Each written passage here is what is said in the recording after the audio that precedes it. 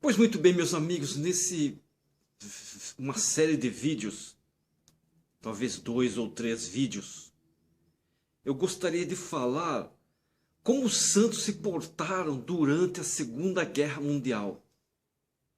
E os missionários? O que aconteceu com os missionários?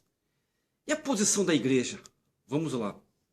Durante as décadas de 1920 e 1930, as missões alemãs da igreja alcançaram sucesso nunca visto, particularmente nas províncias do leste. Quando o Partido Nacional Socialista ou nazista obteve-se o controle da Alemanha em 1933, os membros da igreja passaram a tornar-se cada vez mais cuidadosos com o que diziam. Eles tomavam cuidado com o que eles estavam falando.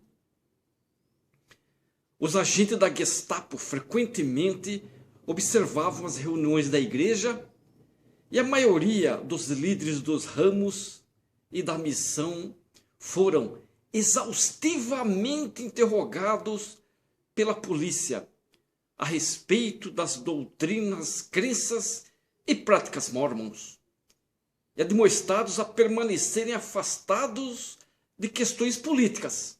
Sabiam?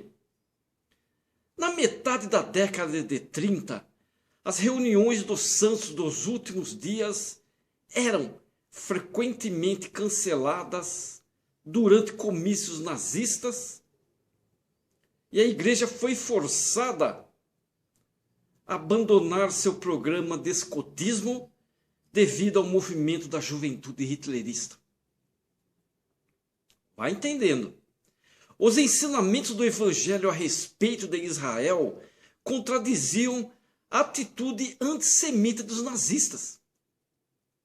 Por isso, exemplares do popular livro de doutrina de James e Talmage, o famoso e conhecido Regras de Fé, foram confiscados. Todos foram confiscados.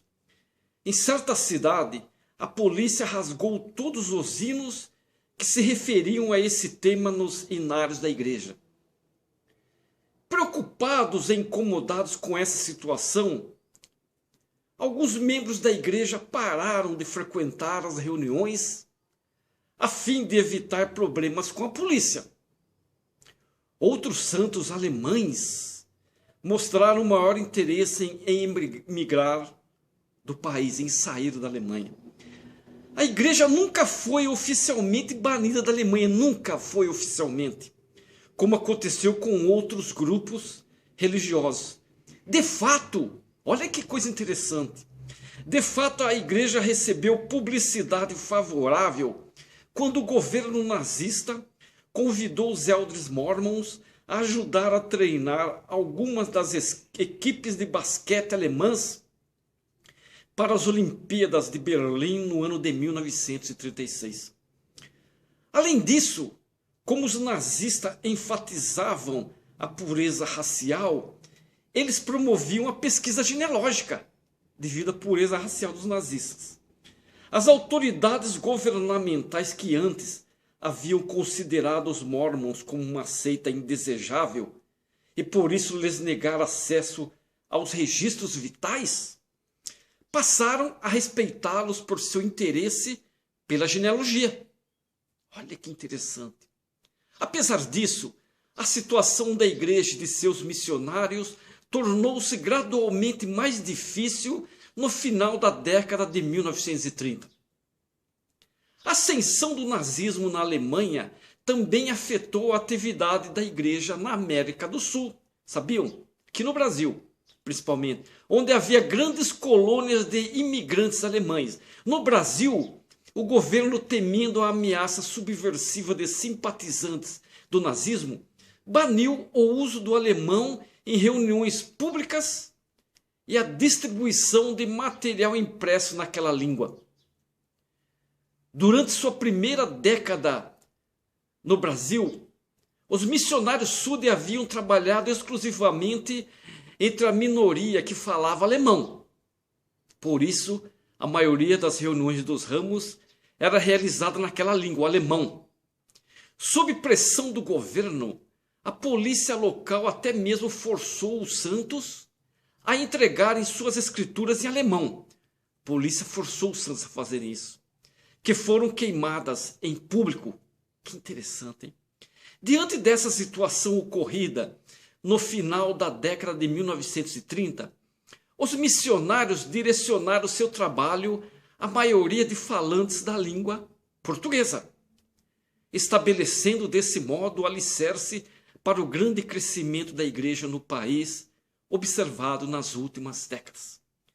Desde o outono de 1937, Adolf Hitler propôs-se a expandir seu domínio, anexando os povos de língua alemã da Áustria e do oeste da Tchecoslováquia.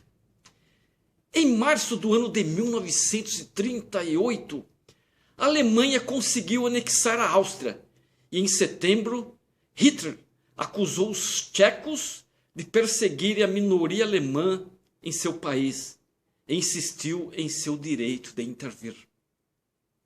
Quando os exércitos alinharam-se em ambos os lados da fronteira entre a Tchecoslováquia e a Alemanha, a guerra parecia inevitável. Que iria acontecer? Com o aumento da tensão na Europa, as autoridades gerais ficaram cada vez mais preocupadas com a segurança dos missionários que lá serviam. Em 14 de setembro de 1938, a primeira presidência ordenou a evacuação de todos os missionários desses dois países.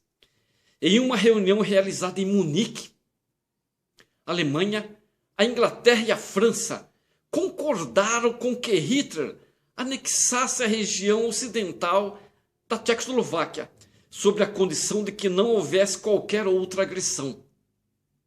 Vai vendo. A guerra foi temporariamente evitada e a primeira presidência permitiu que os missionários evacuados retornassem ao campo de trabalho. O Acordo de Munique, porém, não garantiu a paz permanente, sabiam? Que esse Acordo de Munique, em 1939, Hitler voltou seu interesse para a Polônia, exigindo maior acesso através do corredor polonês até a Prússia Oriental de língua alemã, repetindo as acusações feitas contra a Tchecoslováquia um ano antes. Hitler procurou justificar sua intervenção militar, acusando a Polônia de maltratar a minoria alemã. Quando a tensão aumentou, a experiência diplomática do presidente Joe Abraham Clark foi de grande valor para a igreja, grande valor. Por meio de seus contatos no Departamento de Relações Exteriores, ele manteve os líderes da igreja informados a respeito dos acontecimentos na Europa, quase de hora em hora. Sabiam? Por fim, em 24 de agosto de 1939, que era uma quinta-feira, a primeira presidência, pela segunda vez, ordenou a retirada de todos os missionários da Alemanha e da Tchecoslováquia. Todos. O elder Joseph Fielding Smith, que estava na Europa em visita anual às missões, recebeu instruções de assumir o controle da situação. Esse é o primeiro vídeo, espero que vocês entendam.